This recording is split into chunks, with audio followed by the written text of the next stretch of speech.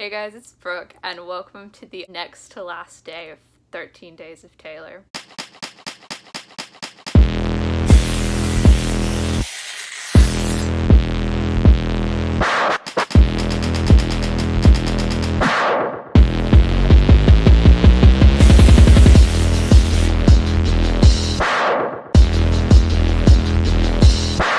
So today, as we start to wrap up the series, I am doing my top 10 favorite Taylor Swift songs. And if you have watched the series up until this point, I'm pretty sure you can guess what every single one of these is going to be.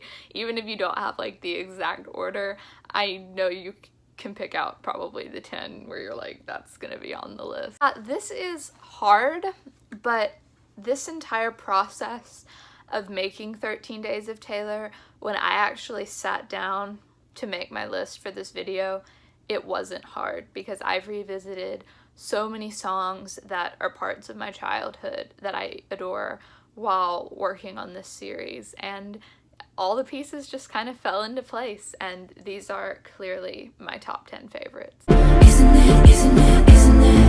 Landing at number 10 is Delicate, which is the only pick from Reputation, which is no insult to Reputation, and I feel like as time goes on, after I've had Reputation around longer, and especially after I see Reputation live in concert, some of the other songs may have more significant meanings to me, but a lot of her older work has had more time to grow on me.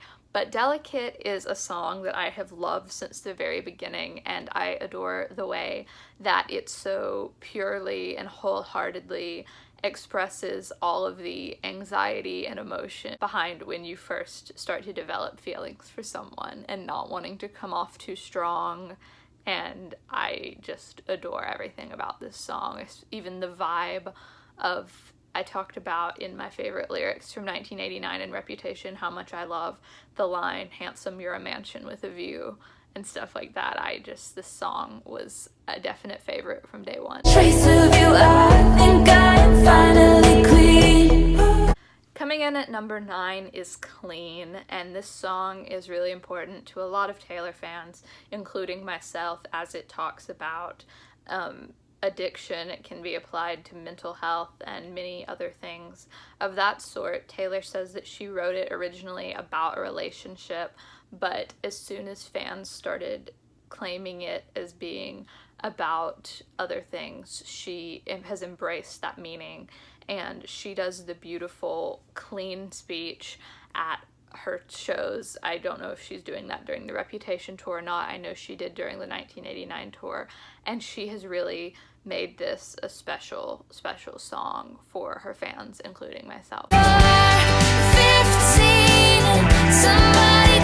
15 found its way onto this list because of its sentimental value, and this was one of the first songs, if not the first song, that I really fell in love with by her, because as you probably know at this point, Fearless was the first CD I ever bought, and I remember that was the song that from the beginning I was obsessed with.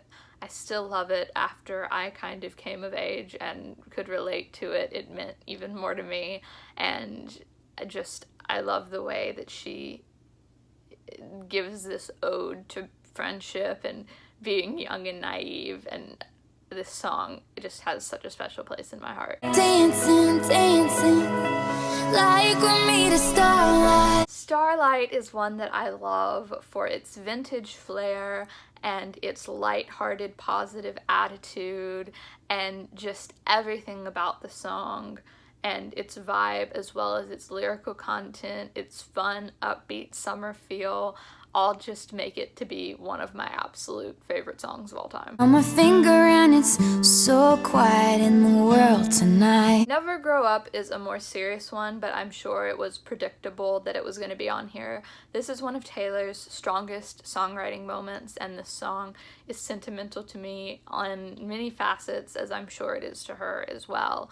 And to anyone who takes the time to sit here and try to apply it to their own life, this song is universally one that speaks to people.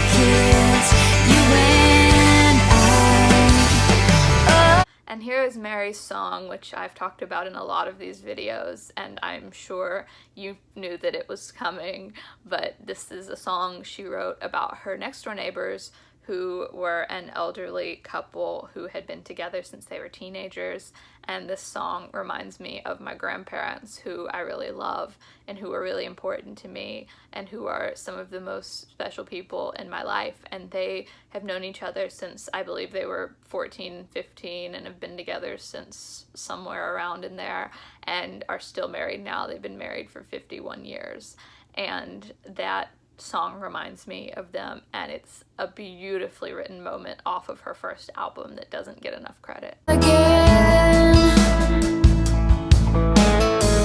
Innocent, the song that she wrote about Kanye West, this was my favorite before I knew it even had anything to do with Kanye. It really, like, I don't associate it too much with that situation. I know I use it as a point to defend her, like, look at this beautiful song she wrote about Kanye, but this means so much more to me than that. I know I've said it more than one time so far in this series, but the bridge where she says, "Time turns flames to embers, you'll have new Septembers, every one of us is messed up too, lives change like the weather, I hope you remember, today is never too late to be brand new," is my favorite lyrics by her and favorite lyrics of all time, and I just adore everything about those.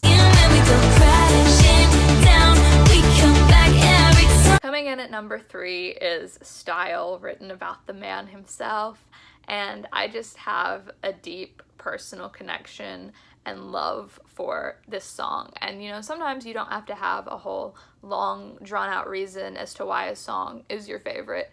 It can just be your favorite, and this is kind of one of those for me, but everyone knows that I love the chorus and the red lip classic thing and all of that. Coming in at number 2 is my favorite love song she's ever written, and while being one of the simplest, it is one of the best, and that is Ours. And this is not as well known as a lot of her other songs. This was actually a bonus track off of Speak Now, but I love this song so much. I want this song played at my wedding. This song takes love and makes it seem easy, and I love the perspective that Taylor takes on when talking about relationships in this song. And number 1, which I'm sure is of no shock to anyone because I've said in almost every video that this is my favorite song by her, but All Too Well is a song that I slept on for a while because of my Haler situation. Reference my first video and all the other ones after that to know what I'm talking about there, but I didn't get into the Red album until way after it had come out, and I remember the very first time I heard this, I was like, wow, and it just took me aback. And she performed it on the 2014 Grammys. I remember watching that live and just being astonished, and this songwriting is, in my opinion, her best songwriting, and I think it came from such a raw and intimate place that it is a fan favorite and special to a lot of people, but is especially special to me, and it is my favorite song by one of my favorite artists of all time. This is in my top 10 favorite songs of all time. So yeah, guys, I feel like I'm kind of starting to get sad filming these because this is getting towards the end, but also I'm literally seeing Taylor tomorrow, and I'm gonna see some of those songs live. Like, what? I'm gonna see her, this person who I've seen in interviews and magazines and music videos and listened to her albums on repeat for the last 11 years. She's gonna stand in front of me and sing some of these songs tomorrow, and that will never not be the most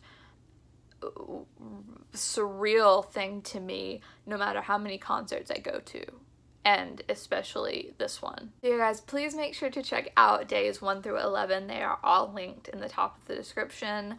I will also be linking my recent uploads that are not about Taylor. I know it's hard to remember when I uploaded things that were not about Taylor, but I have a really cool vinyl collab that I did with Murray on my channel. I have a vlog from the last week that I was in Houston, and I have a video that is really important to me that I really want you to check out that's entitled Justice for Alyssa. And Justice for Alyssa is something that is extremely important to me. It is the case of Alyssa Turney, a missing person who is thought to have been raped and murdered by her stepdad. And there's so much more information on it, so much more evidence behind it. For that, please watch either my video on it or Kendall Ray's video on it, or there are some others. I have all kinds of resources about it linked below, and that is a story that is very real and something that needs to still be talked about and needs awareness raised for it. And that's really what I'm trying to do. So please, please, even if you don't want to listen to me talk about it, even if you're here because you like Taylor and you don't want to listen to me talk about, you know, rape and murder, please Google Justice for Alyssa or Google Alyssa Turney and inform yourself and tell people about it, because it is so important and people have been quiet about it for too long. So yeah, guys, I will see you tomorrow for our final day of Taylor, and I'm seeing Taylor tomorrow. What? Like, this is a little bit of a fake thing here because I'm pre-filming this, but just the idea that in a few days there is going to be a tomorrow in which I see Taylor, it's just like, so yeah guys, thank you so much for watching. Bye.